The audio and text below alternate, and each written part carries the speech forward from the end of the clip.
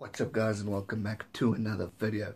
Today, exactly a year ago, I had an interview with one of South Africa's well-known magazine publishers called the U magazine. Now, we were scheduled to do an article on myself, on dwarfism, and share my story and how to raise awareness for dwarfism and all that stuff. And it was in the go, but unfortunately they decided not to publish it. And in this video I want to just discuss what exactly happened and how I found out that it wasn't going to be published.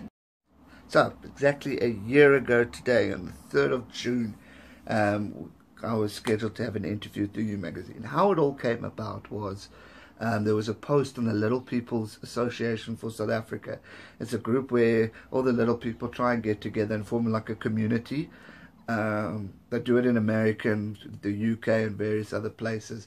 And you know that it was started to try and again raise awareness for dwarfism, people with disabilities and all that stuff. Great cause and a great group, but unfortunately hasn't taken off because you know, we're not as many as what the US have and the UK have.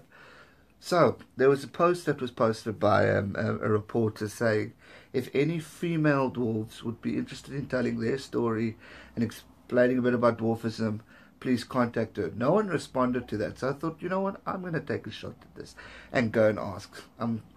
Yes, I'm not a female, but I thought they've already had an article of a female dwarf. Now, why not have one for a male dwarf and maybe share different stories that they might not be quite aware of? So I emailed or messaged them on that comment, and I got an email address and I emailed them through. All went well, really went well. Great people. And they organized the interview. A lady from Cape Town and a photographer flew down to PE to meet with me. We had a good interview. My dad spoke to her as well. My mom couldn't because she was teaching. So he spoke to her and shared the challenges, because when I was a baby I was quite sick. And I was close, pretty much on my deathbed at one stage, and obviously recovered through a big operation and all that stuff. But it was those kind of stories that he wanted to share that I necessarily don't know of. But the point of this was to raise awareness for people with dwarfism, to help everyone get a better understanding of what a little person is, and that it's okay to be different. We took photos of me playing golf, me reaching for something and all that stuff, to show the challenges and then to show that I can actually do those things. For example, play golf and play cricket, just get the equipment adjusted and it's perfectly fine to play. So it really was going well. I answered the questions, spoke about how I deal with people making fun of me and all that stuff, and how I cope with the challenges, what I do to overcome them, told them about my cricketing story. I've been told I won't be able to play cricket, and then eventually I did. I kept believing in myself and I got to that goal, and many other challenges, and it really went well. And she left. She said it will hopefully be published in a week or two. So very excited. I announced it on Facebook, which took off, and people were quite excited and happy for me and all that stuff. And it was just, last year was a tough time. From January to July was, sorry, January to end June, July, I think it was just July, I was unemployed and trying to find a job and going through quite a tough time, with a lot of doubting myself and all that stuff. But you know, at the end of the day, I didn't give up, and eventually I got a job, and now I've got an even better one where I'm extremely happy. So again, patience is the key. So this was a great lightning story that came about and was building me up quite big, and I was quite proud of this because I thought it's an important thing to raise awareness for people with dwarfism, and I really thought this was going to take off. Sadly not, they decided not to publish the story.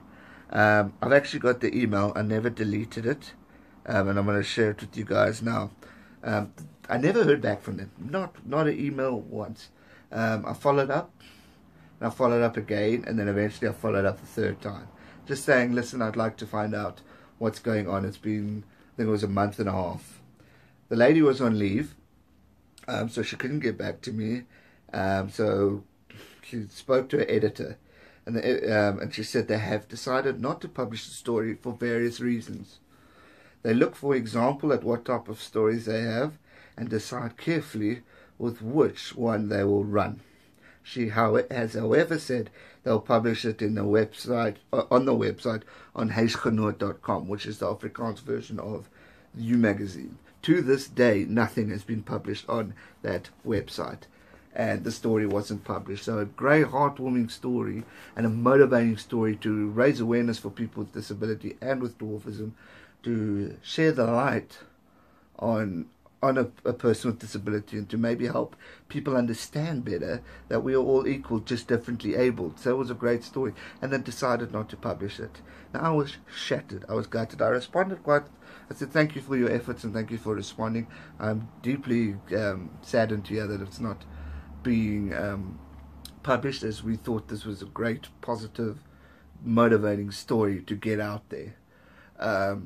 But we've had this problem before, where my dad tried to share the story of me, and they turned him down. So the You magazine obviously isn't interested in raising awareness for people with disability or dwarfism, or I don't know, maybe being a bit nasty there, but it was hard sore, because it was a positive story, and it was a good one that I thought would get out there. So yeah, they're a great magazine publisher and top of the range, but they do tend to post a lot of like drama stories, divorces, and all that stuff. You know, one little heartwarming story, even if they put it on a page, wouldn't have hurt anyone. So that's my opinion on that, and I wanted to share that because a lot of people have asked me what actually happened, why didn't the story publish, and that's the reason why. They decided not to publish it. I waited for quite some time after to see if it went on the website. Would have appreciated if it did go on the website, but it didn't, and it was just sad, because it was a great setup. They were very friendly people. The reporter was brilliant, and she was quite inspired, and she even said after that interview, she said, it's because of people like you that make this job the best job in the world. So it was really looking all positive and great, but sadly it just didn't happen. I think we even took photos of my car being adjusted for me and shared all that. So there was a lot of content in there to make the story an interesting one for people to read. Obviously it wouldn't have been everyone's cup of tea, but it would have been a great story to get out there, to raise awareness for a huge thing that is going around. People are getting bullied because of their disabilities, and people are getting made fun of, and that needs to stop. And the only way we can prevent this is to raise awareness, and that was a way that I wanted to do it. But unfortunately it didn't happen, which is what inspired me to do this. 3 months after that, I decided to go create a YouTube channel.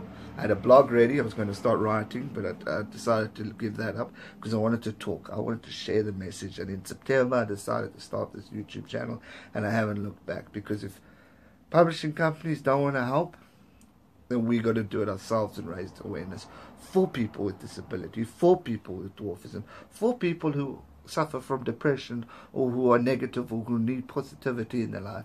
This is why I'm doing this. This is why I love to help people and motivate people, encourage people to never give up in life. So when situations like that happen, you get up, you stand tall, and you're motivated to move forward and create awareness in your own type of way if other people are going to do it. So that's today's video, guys. It's a bit of a different one, but I thought it was an interesting thing. I just saw on Facebook that exactly a year ago today I had that interview. Very well received, but unfortunately didn't take off due to their own reasoning. So I just thought I'd share that with you. Hope you guys enjoyed the video. Give it a thumbs up if you agree with me that we should raise awareness for this cause and keep going and building people up and motivating people, because that's at the end of the day what this is all about. It's to motivate. It's not about the fame, it's not about the subscribers, it's not about whatever money you can get from this in the near future. It's about helping people and changing people's lives. That is what this is all about. If you enjoyed this video, hit that thumbs up, and if you haven't already, please subscribe for more so we can continue this journey and come along with me. I'll see you guys real soon for another video. Stay safe and never give up. Cheers.